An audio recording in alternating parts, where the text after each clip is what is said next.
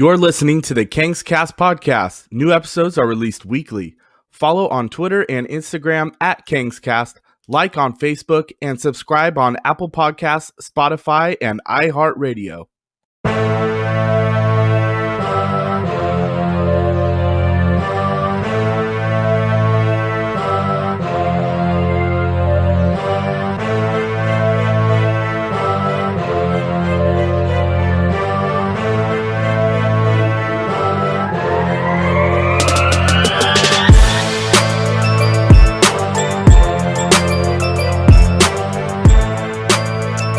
Welcome to KangzCast with DFresh, Eric, and Ryan.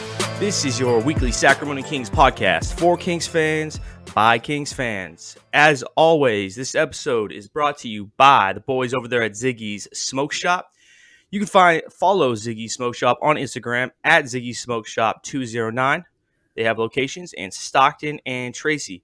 We're coming off of last week's episode where, to be honest, I had a lot of fun. The podcast has been getting really fun. We've been having a great time doing it. We took a little bit of a break, but we bounced it back last week with some entertaining, fun stories. It's pretty awesome. We've had 4 consecutive months of record downloads. So KangzCast is coming for that ass. So checking in on the guys. How you guys doing this week?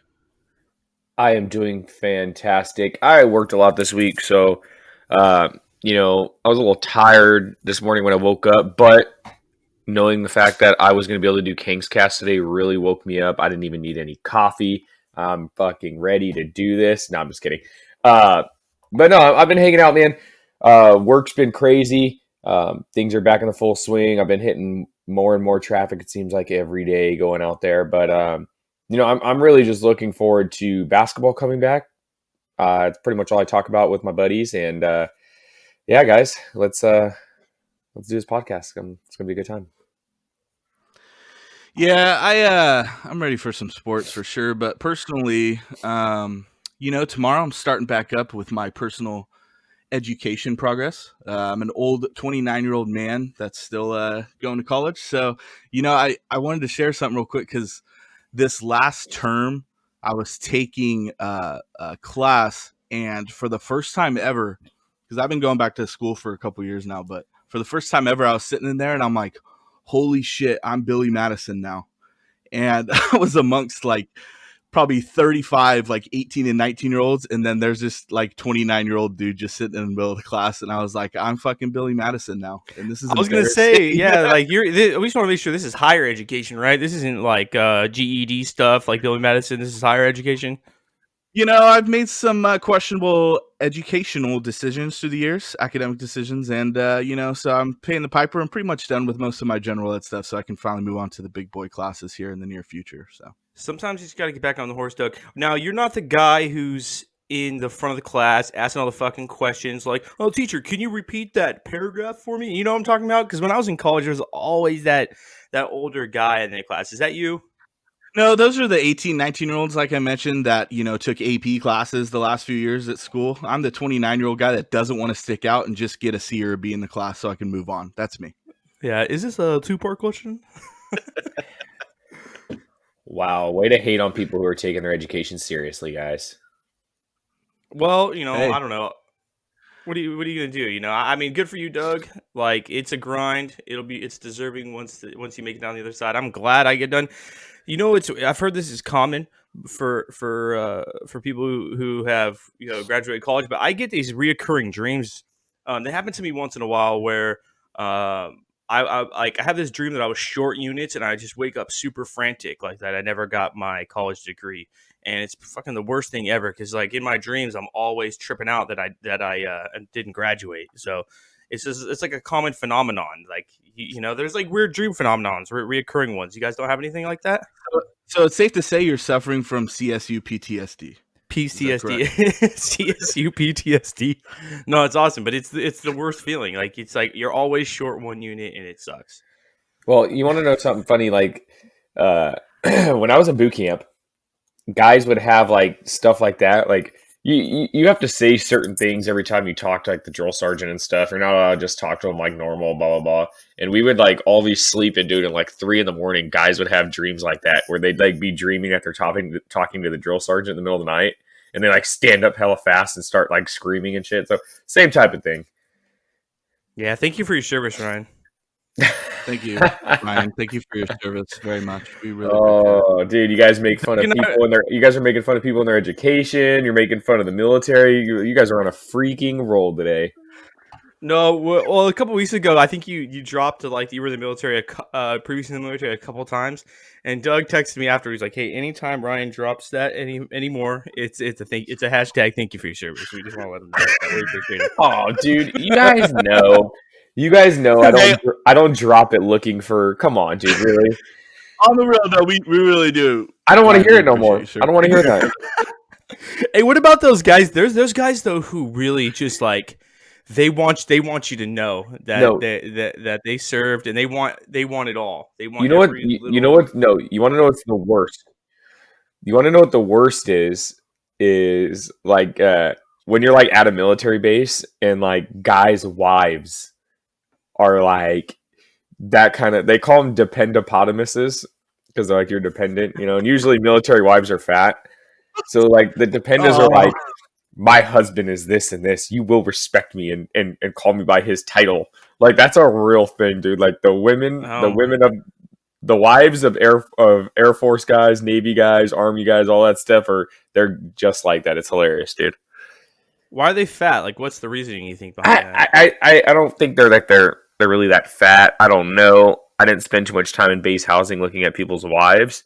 But I just think it's a stereotype and it's a funny one, like a dependopotamus, dude. Like it's a funny term. Yeah. I got another funny term. I was walking around. I was bringing back the old, wow, Doug, the classic.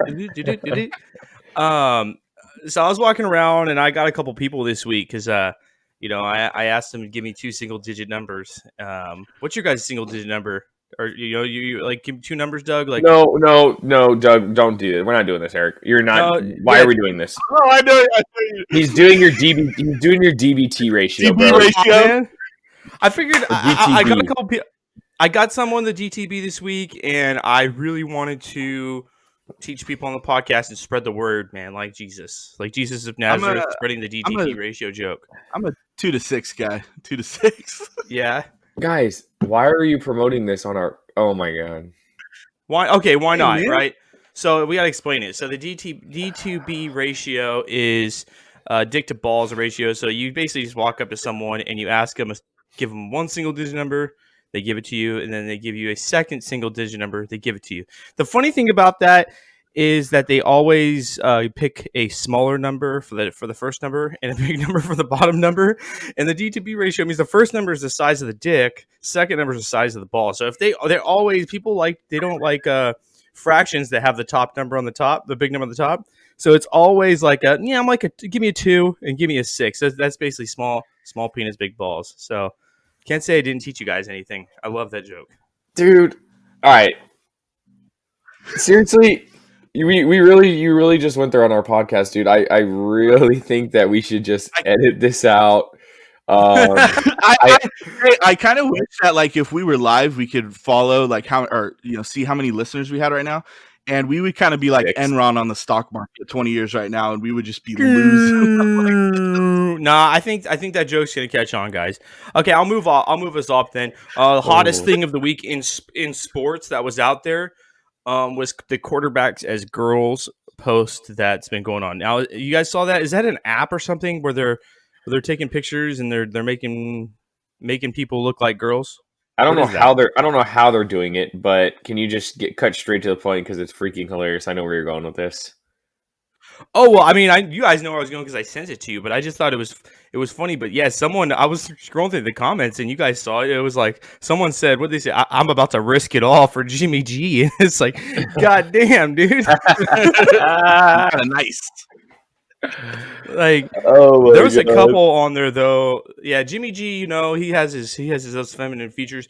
There were a couple people on there though that like I was like, oh my god, they look rough. The comments though were probably the best thing. Did you guys have any good comments from that? I didn't really look at. I mean, the common comment was, yeah, the greatness of Jimmy G, but man, I didn't really look into the details of the funny ones. But Jameis Winston did not look good. That's all. I mean, he was maybe the worst one. Hey, There was one. It was looked like Jameis Winston looked like he'd been eating too many W's. damn. Was he just thick or what? Now, you never seen that video? Dude, you're a Bucks fan. Have you ever No, seen the I Jameis Winston hype video? When he's like, what's No, I this? saw the- He's licking I his saw the fingers video. and he's like, what's this? What this? That's a W. We gonna eat one of these today. And he starts eating his hand. Yeah, Well, Eric's no, been a Bucks fan since Brady was signed back in March. So, no, I'm just Oh, playing, God. man. No, I'm playing. Right on Hey, the if spot you're like like that. hey, Eric has been a Bucks fan for a long time, like well over 20 years. So I don't want to play him like that. That's for real. Yeah, don't play me like that, son.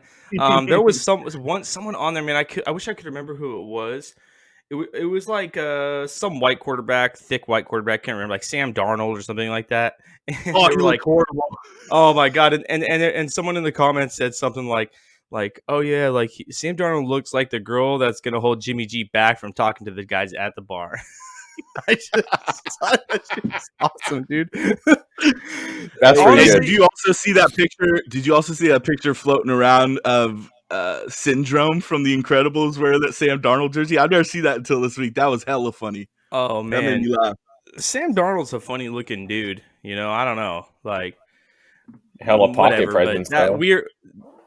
That was weird. Okay, they did some basketball ones. I can verify that no one even looked solid in the basketball ones. They all looked like I don't know. They're just too like you can't be 7 feet tall. You know what I mean? Like they had hella traps. You know, like Draymond Green.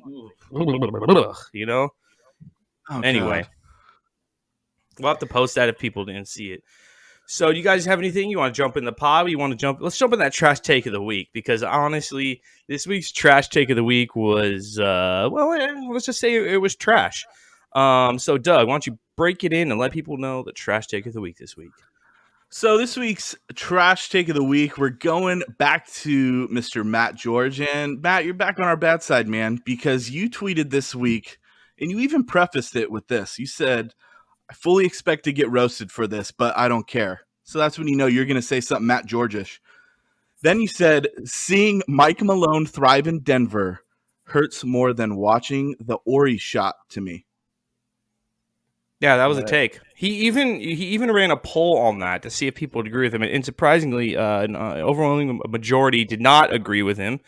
And so, I do think that I don't get the fascination with this Mike Malone. I think we addressed it when he talked about it a couple weeks ago on the podcast. Ryan, what do you think the fascination with the Mike Malone thing is? Do you think it's a case of just Kings fans with always looking at the past and just saying, "Oh, what if? What could have been?" Like, what's the deal? That's 100% it, dude. They saw like a small sample size, and that was it. They like literally, there's no reason for it. I think Matt George's fascination with the Mike Malone thing, I don't know, maybe Mike Malone was nice to him one time when they were crossing paths at the stadium or something, and that's why Matt George really likes Mike Malone, but it don't really make sense to me, but neither does a lot of stuff that Kings fans talk about. So, and that is why we're here, because Kings fans, a lot of stuff they do doesn't make sense, and we like to voice our opinions. So, yeah. The Robert Ory thing, I think that as time goes on, it's like do you think people are really thinking that that's they just putting that behind them and that's fading? Because really, I mean, I think that was probably in my opinion, that was probably the most like, I don't know what you would call it, disappointing moment or whatever in probably Kings history, right? Well, I'm, like you two, we're big sports fans. So, basketball, football, baseball. Well, not so much. Eric likes a steroid era in baseball, so I'm not going to say baseball for Love Eric. it. But, like through all my sports and everything, and all my experiences as a fan, that has to be the most devastating moment as a sports fan, right? Like for especially because, especially me and Doug, we're both Niners fans as well. And like, that's definitely the most devastating moment. Would you agree, Douglas? Yeah, I agree. I remember after Game 4, back in 02, I was 11 years old and I cried after that game because the Kings. Don't forget the Kings were up 24 points at Yeah. halftime in that game. They were big and they fucking pissed it away. And so, just my 2 cents, real quick, and then I'll let you guys take back over. But yeah, you take that away, and then we won't go into the details. We've talked about the 0-2 Kings before, but even just take that one shot away, or he doesn't make that, and the Kings win that game. They're really likely moving on to win an NBA championship. And so what that means to me, and I'm sure you guys would agree, is like Matt George would rather have Mike Malone, who was 9-6 at one point with the Kings one year, and then Boogie got sick. He would rather have that going into an unpredictable future rather than an NBA championship. And that's comical to me. Comical. Is Matt George just like really young? Was he just like that young and not watching basketball? That was my only explanation. Sometimes I just wish I get a reasoning for dumb things like this. Have we looked up his age? Isn't he my age? I'm pretty sure he's younger than you, Ryan. I think he's like 25. I'm being dead serious. I think he's like 25, maybe 26. That's what I was going to bring up. Like, maybe he was too young to remember the Ori shot live. Because I have a hard time imagining anybody younger than me at that point would remember that, because I was 9. 9, yeah. So, I was 9 years old, and I remember watching that on KCRA 3. But I remember they used to not stream. I almost said stream back then. They used to have all the games on KCRA 3. You guys remember that? And then Lois Hart would come on. The NBA on NBC theme is iconic, man. I miss it. Maybe it was ABC then. I'm thinking of KCRA, but all the Sacramento Kings games used to be on KCRA 3, didn't they? Remember, and Lois Hart and Dave Walker would come on after. Yes, they did, bro. They were on ABC Channel 10, hands down, guaranteed. Not the playoff or not the regular season, bro. Regular season was on KCRA 3, bro. I think we need to look this up. Hey, Doug, we need to fact check this. KCRA 3 used to play the Sacramento. They were on Channel 10. Nope. We'll bring this up in podcast 29. Well, yeah, we'll bring that in the future. Okay, so moving on would be the Kings. So the NBA opened up they opened up like a little mini free agent window or something where teams can make a transaction going into this. What are we calling this? Season playoff? We'll call it a season playoff bubble. that's what they're doing, right? We're gonna call it Sprint for the Cup. Sprint for the cup. Could you imagine it was like we won the basketball cup? It's like Mario Kart, bro. It's the Mario Kart, bro. Sprint for the cup, dude. So they opened up a transaction window, and Kings Twitter lighting it up. I said last week that the Kings Herald, because they were kind of our target for the week. The Kings Herald, not really a fan of what they've been doing, but Tim Maxwell is the one guy on there who does produce good content. He produces a lot of good stats, and he was really the one, I would say, leading it on the Kingsland Twitter this week.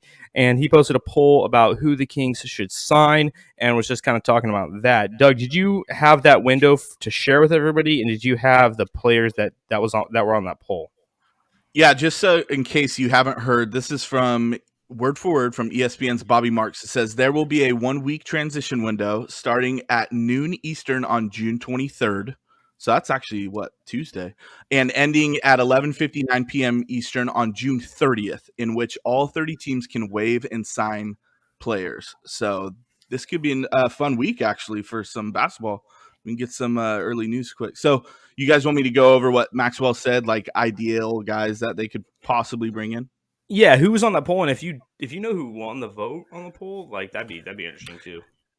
So the 4 guys he brought up were Isaiah Thomas, aka the Pizza Guy, Iman Shumpert, Trey Burke, and Gerald Green. And this was out of 934 votes. Iman Shumpert won, possibly being a comeback for the Kings guy off the bench, possibly. So, Ryan, I don't hate that. I don't hate it. So there's really no reason for them to bring in a point guard, okay? Because we all know how much they love Bogdanovich. Like, they have De'Aaron Fox, they have Corey Joseph, and if those two aren't in the game, they would love nothing more to have Bogdanovich dribble in circles with the ball and run the offense. I'm a big fan of. I like Gerald Green. We talk about it all the time on the podcast how we like athletic guys who can do multiple things. Like he's crazy athletic. He can shoot the three. He's like 6'5", 6'6", something like that. So that's the ideal player that you want coming off the bench. Isaiah Thomas would be cool because I was always a big fan of Isaiah Thomas, but let's be real, he's 5'8", hasn't played, and I guess he did play this season, but just not. It's not Isaiah Thomas like he was. Trey Burke, get the hell out of here. If they sign Trey Burke, geez, that makes no sense to me. But Doug, sorry, I know you love Trey Burke because of his Michigan days. He would be my least of the four. Trust me. If it was Amon Shumpert, I wouldn't complain. But I just like Gerald Green. I think he does multiple things well. So there's my 2 cents on the matter. So for me, I think that of the ones that were listed, like Isaiah Thomas, not a bad take, because the thing about Isaiah Thomas is that obviously he has a history here in Sacramento and he has a history of playing at a high level. And so, people like to fantasize about stuff like this. They like to think best case scenario. And best case scenario is, a point guard who can score and this and that. But like Ryan said, he's been hurt a lot and he's small. I do think that there is a need for another guard who can score. It doesn't, whoever they bring in, let's just say, is not going to carry a bunch of minutes and be this huge impactful player, or they wouldn't be a free agent at this point. But yeah, if ideally, like, people think, he can come in and score, 7 to 10 a game, and which could be true. But for me, I've been pounding for Amon Shumpert since Amon Shumpert got released back in December, and I think Tim Maxwell even put on there, he's like, I don't understand, something along the lines of, like, I don't understand people's fascination with Amon Shumpert. And for me, it's not really I don't have a fascination with Amon Shumpert, but Amon Shumpert, I know this, and this is off the top of my head, referring to an article way back in December when he got released, is that his defensive rating when he was playing for the Nets, it was really high. All right, so he had a high defensive rating, and with him having played in Sacramento, I think that he could come right in and it's something that Ryan and I always talk about. It's let's get a guy in here who has athletic and can play defense, because you can, in a stretch like this, you always want a guy who can guard multiple positions. So if it's like the last guy on the roster and it's a guy who can guard multiple positions, I'm for it. I support it. So, is everyone good? Can you guys hear me? Yeah, I don't know. We're having some difficulty with Ryan, so maybe he can try and get back on, because it says he's out now. So if Ryan, you could try and get back on, maybe go back to that invite. But my thoughts real quick is I'm with you guys. I would love to see Shumpert come back in. I want to see, a defensive guy that can provide depth come off the bench. Isaiah Thomas is cool, and who knows? It's been 4.5 months since, or it will be 4.5 months since anybody's played any basketball since then. So there's a good chance that he can be, fully healthy by then. And when he's healthy, he's a good basketball player. But yeah, Joe Green can shoot; he's a scorer. But I personally would like to add, I would be a Shumpert guy, add some defense, and we'll go from there. So this next week could be really entertaining to see some NBA news and some action, actually, like transaction wise. So that'd be cool. Did you see Joakim Noah got signed? Did you see that? No, I didn't. Talk about that real quick. Yeah. So I think that I think it was the Clippers. They signed him. So he basically Joakim Noah's back. It's the same thing though. They hella deep. But that's all it was. Let's just get another guy who can go out there and play defense, and freaking just add him to the mix. So okay, so we got cut off there for a second. So if there's a weird transition to where I'm talking right now, that's why. So I'm gonna jump in as if nothing happened, because we got to move on to our last segment, which was kind of the bulk segment. I mentioned when I brought us into the podcast today that we've had like 4 consecutive months of record downloads. So we're getting plays. Not that, we remain humble. We're not trying to be like KangzCast is fucking, all over the place crazy, but it's just kind of cool to see that people are listening to us and people are interacting with us. That's the biggest thing. That's all we care about. And with some potential new listeners and new interactions, we thought it'd be a good idea just do a little episode called "Who the Fuck Is KangzCast?" And so, um, just a little bit about us, some stuff we believe in, some stuff we've been saying this year, and just get an idea of where people are at, so that when you see us out there, you know who we are. So, Ryan, you always do a pretty good job of kind of explaining who we are. Let the people know. All right, yeah. So, when we decided to do this, it was because, um, we always like in Sacramento's media. There's always like a certain narrative. Guys are. I know we talked about Grant Napier before in here about how he was friends with the organization, and it was hard for him to be critical of some stuff. And for us at KangzCast, we try to hold everybody accountable. We're not trying to be on here and just give you guys a bunch of BS. We really, we've watched the Kings for a long time, and we really, have, in our opinion, we have strong opinions, and we like to hold everybody accountable. So that's like the biggest thing that I can say is accountability and telling it how it is.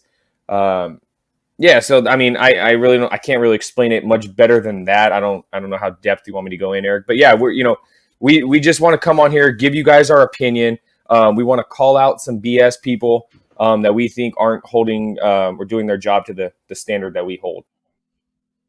So, I mean, a lot of it is that we are just regular guys, and I think Ryan always emphasizes that during mid-episode, like all the time. I found like we caught ourselves saying like, hey, guys, we're just regular guys, we're this, that, and I thought, well, we probably should elaborate on a real episode. And so, yeah, we're just regular guys, and what we mean by regular guys is like we have families, we work regular jobs that aren't in the sports industry or anything like that. To be honest, none of us have a desire to do that. It's not something we aspire to do, or oh, we failed out of that dream and we're making this. It's nothing like that. It really is that it's 2020, and when we started, it was 2019, and it's so easy to create a platform to just talk and put content out there, right? And we are old school talk radio fans. Like all of us grew up listening to talk radio like hardcore. We weren't really like stay up late in cable. We were the let's throw on talk radio and listen to sports debates at fucking 1 a.m. and play video games and shit. So like that's kind of where we were as kids, and so we kind of love this shit. And as we were as we were just like Ryan said, listening to the Kings media over the years, we realized that maybe people weren't keeping it real out there. Maybe there was another narrative. There was differences of opinions. Maybe our opinions weren't the best represented. And so we thought, shit, dude, let's take advantage of the ability to do a podcast or do some content or something like that and just roll with it and see if we can do it. And so that's where we're at. So we're not trying to compete with anybody out there for media credentials. I don't care about that. We're not trying to compete for being on TV or make it further or pick up a contract or fucking collaborate. Like, that's not what we're doing. It's strictly with these two guys coming on here and just dropping whatever takes that we have. Doug, you feel me, yeah, Doug? I like to look at it as we are the voice, and this will sound dramatic, but this is how I feel. We are the voice of the silent majority, because I like to think that through the years, the Sacramento Kings media has tried to kind of, I don't know if brainwash is too extreme, but put like we've said before, this narrative into the minds of Kings listeners and Kings fans that that's somewhat too positive, kind of turns a blind eye to realistically what's going on, especially with like front office decisions, coaching decisions, stuff like that. And I feel like we can provide a voice for those who are really pissed off about like going on 15, 16 years now over 14, 15 years of the Kings literally just being such an ass organization. I don't know how else to put it than that, but I feel like we can provide a voice for those who are again pissed off and want to be honest, and that's what we are. We just want to be honest and call out the Kings bullshit whenever it happens. So I think we should clarify, because like how you said it right there was that we aren't pissed off and we don't want to be pissed off. It's not that. And I think what you mean more by that was that the Kings over the last decade, they've essentially been like, I think, the Cleveland Browns of the NBA.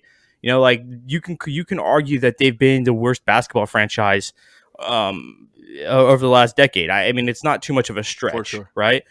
And so with that, as passionate fans as we are, we have been pissed off and ticked off, but our mentality isn't like we're just going to be pissed off at everything. It's just more like, let's not pretend things are one thing when they really are another thing. And I think that's kind of what the Kings media was doing.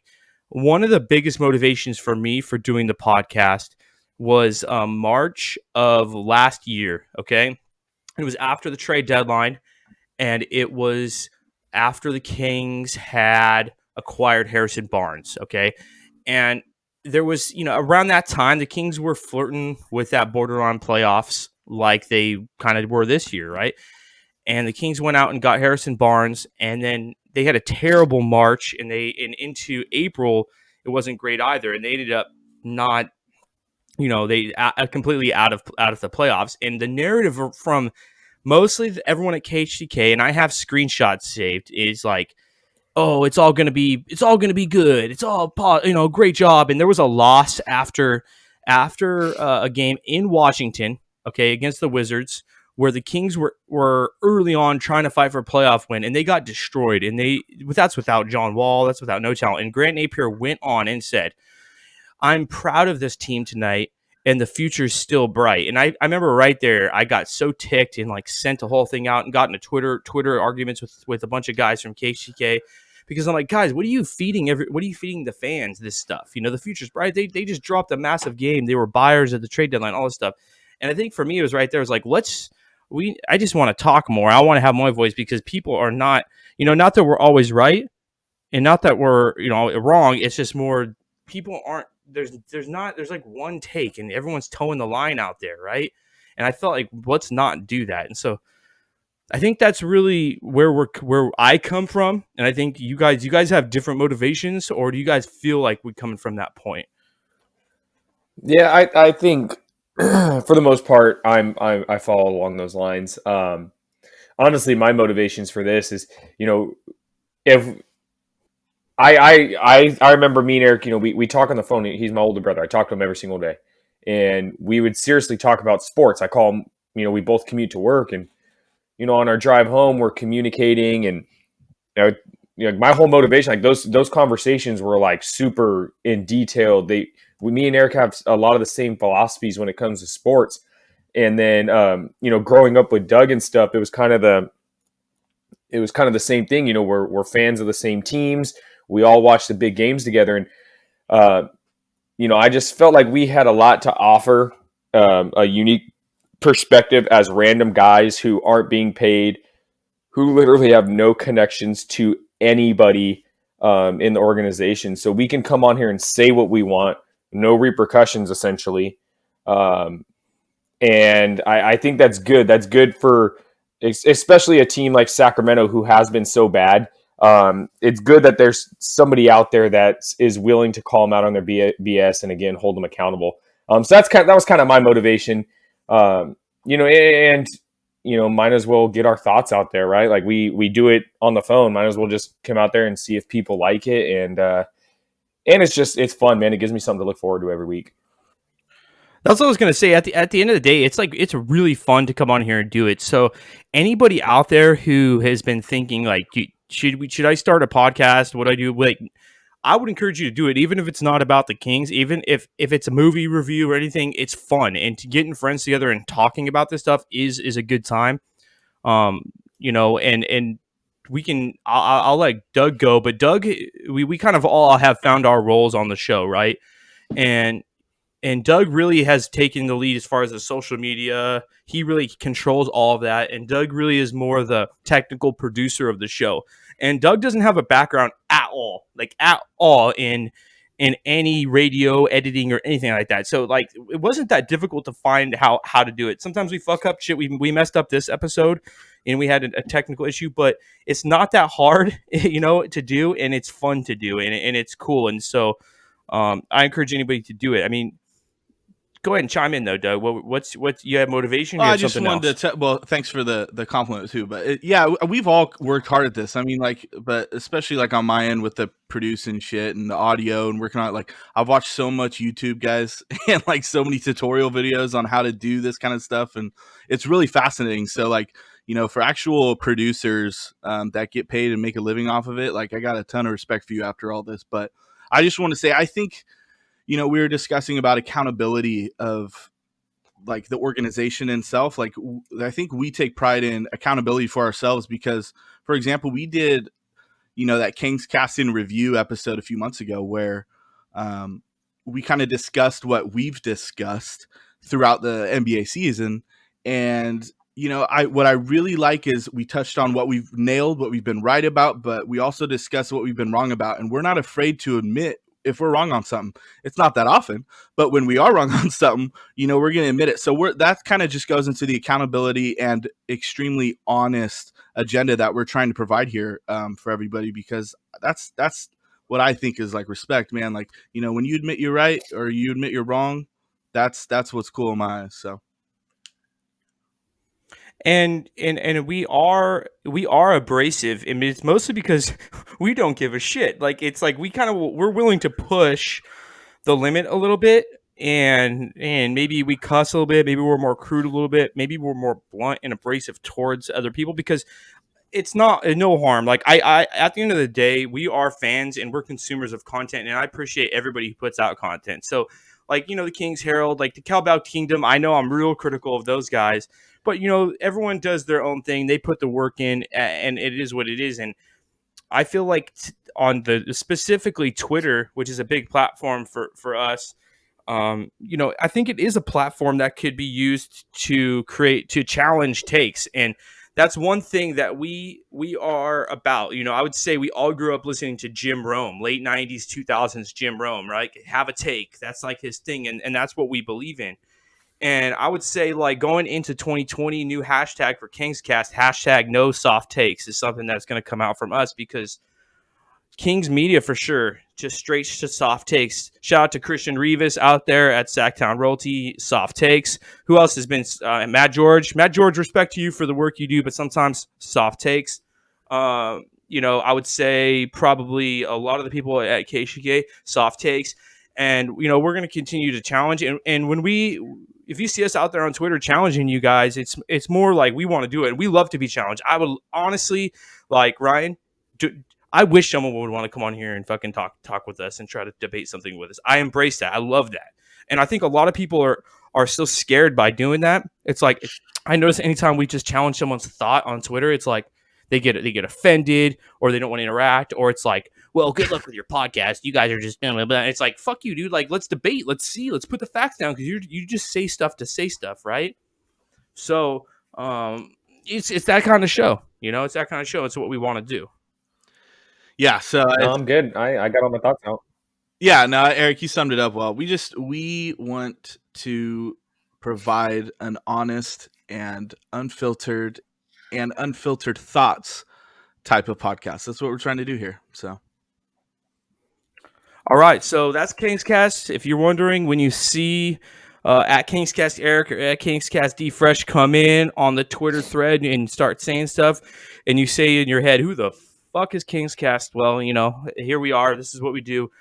We are really happy to have anybody, like, communicate with us, give us content, challenge anything we say.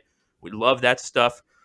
If you have a trash take of the week, identify it, tag us, let us know. Any trash takes, happy to consider and throw on the podcast. You can follow us on Instagram at KangzCast. You can follow us on Twitter at KangzCast, and then follow us individually at KangzCast, and then it's DFresh, Eric, and Ryan. So with that, for Doug, for Ryan, this is Eric. Go Kangs. Kangs.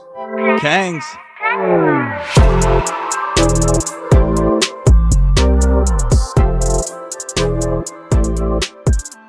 Thanks for listening to the KangzCast podcast. Make sure to subscribe and be notified for our next episode. Follow on Twitter and Instagram at KangzCast, like on Facebook, and subscribe on Apple Podcasts, Spotify, and iHeartRadio.